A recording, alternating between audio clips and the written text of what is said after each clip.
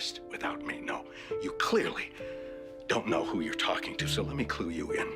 I am not in danger, Skylar. I am the danger. Something that's just as important as the premise and the execution of the stories we follow in pop culture are the character journeys, the finality of it all. Sometimes it's even more important than the premise itself. It's what keeps you watching. It's what makes you care. It's a sense of an accomplishment when their story ends, for better or for worse. Across decades of storytelling, we've seen what many would call the perfect character journey. But in this video, I want to focus on the ending. A specific ending that I'll get to in just a moment.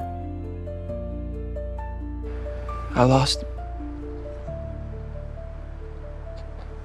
Gwen. She was my MJ. I couldn't save her. I'm never gonna be able to forgive myself for that. But I carried on, tried to keep going, try to keep being the friendly neighborhood Spider-Man. Logan doesn't give him a happy ending. It gives him the right one. Walter White's descent into villainy is a great example. It's not a happy ending. His fate makes sense. It's earned. It completes the story that the character was always telling us. And when character arcs work like that, they feel inevitable. And I am Iron Man. Jaime Lannister. For years, his story was about redemption, from the man who pushed the child from a tower, arrogant and cruel, to someone learning honor through loss, humility, and consequences. And then the ending comes and it undoes all of that work. It doesn't challenge him, it doesn't let him earn his fate, it just places him where the story wants him to be. And in doing so, all that growth, all that struggle, is quietly erased. Now imagine this, a new season of a show, a sequel series, or a new movie. And instead of building on that journey, or leaving it alone, it undoes it. It ruins what was already perfect. And with choices so baffling, they don't just weaken the story, they erase what made the character special in the first place. That's what makes a bad ending sting. It's not because of character loss, it's because the story forgot their journey. And that brings us to today's character.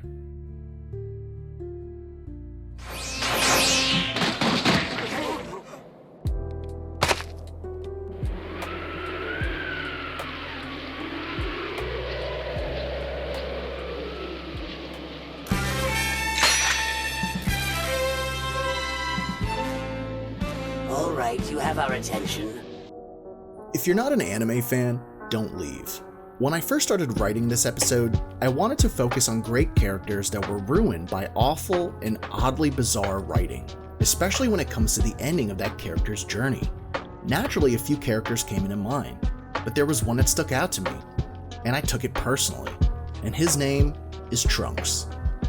Now, the point of this video was to highlight what happens when the story fails to respect their characters, no matter how cool or beloved they are. Trunks has one of the coolest introductions that I've seen to any TV show, and I would argue that he's the best character in Dragon Ball, and in my opinion, has one of the dumbest endings a character has ever been given. Quite possibly, the worst. Look how they massacred my boy.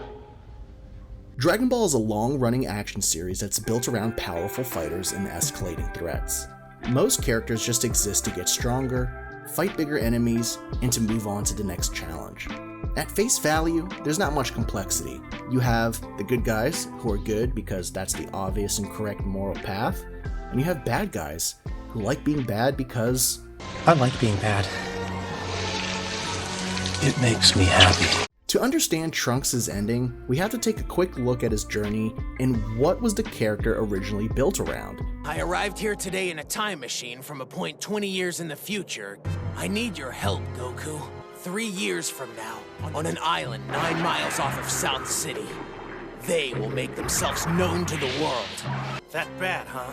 Aliens, maybe? No, some kind of hybrid combination of man and machine. He travels back in time to warn our heroes of an impending doom, the end of the world. Akira Toriyama was known for drawing inspiration from popular movies into Dragon Ball, specifically Western science fiction and action films. Movies like The Terminator, Alien, Star Wars, Superman 1 and 2. Trunks is a hybrid of Kyle Reese, a dystopian time traveler, and Link from The Legend of Zelda. He's motivated by responsibility. He grows up in a timeline where the androids have already won. His friends and his family are all dead.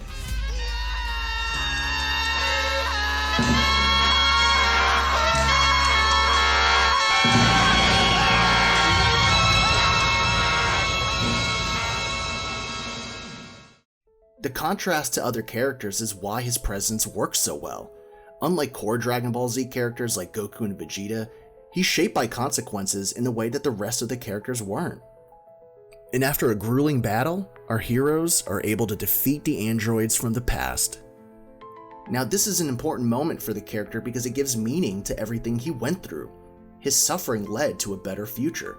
His warning was not in vain, and without his warning, we would have never gotten this. And I won't watch this anymore!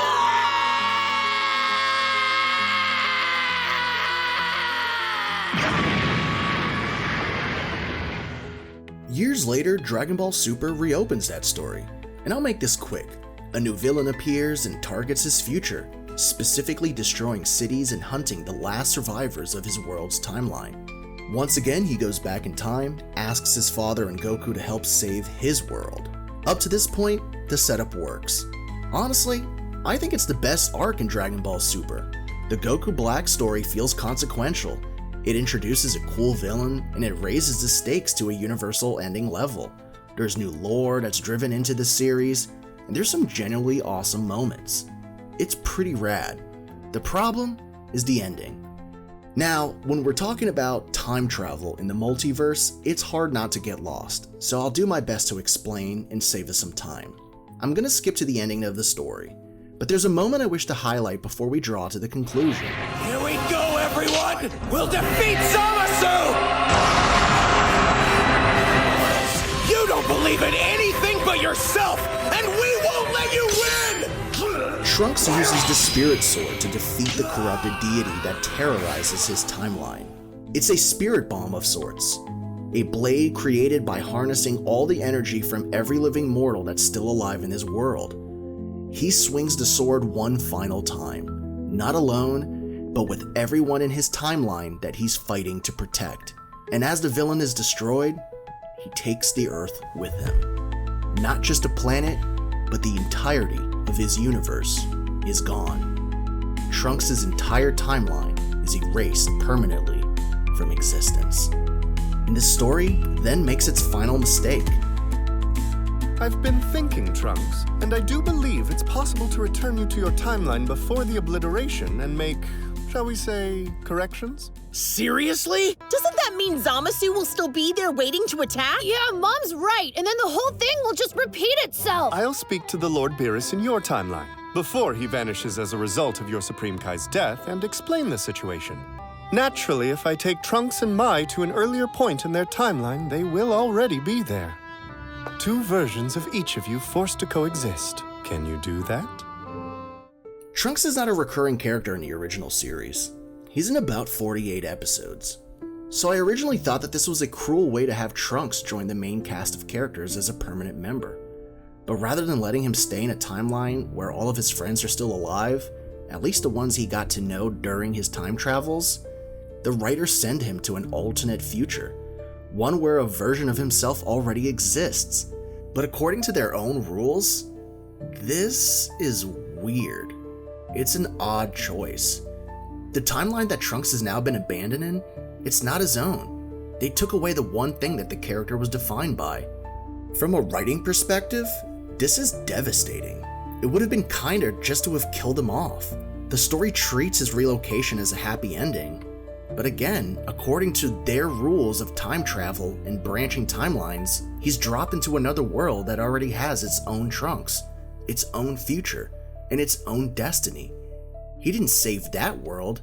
The story removes the payoff to everything he endured from the original series. And that's the core failure here. A character built around sacrifice and survival doesn't get a conclusion. He gets written out and thrown into the multiverse. It's a Rick and Morty ending at best. Now, this doesn't ruin Trunks as an idea. He's still an awesome character. It just ruins his ending by refusing to let his journey mean anything. Welcome to Gumshoe Cinema.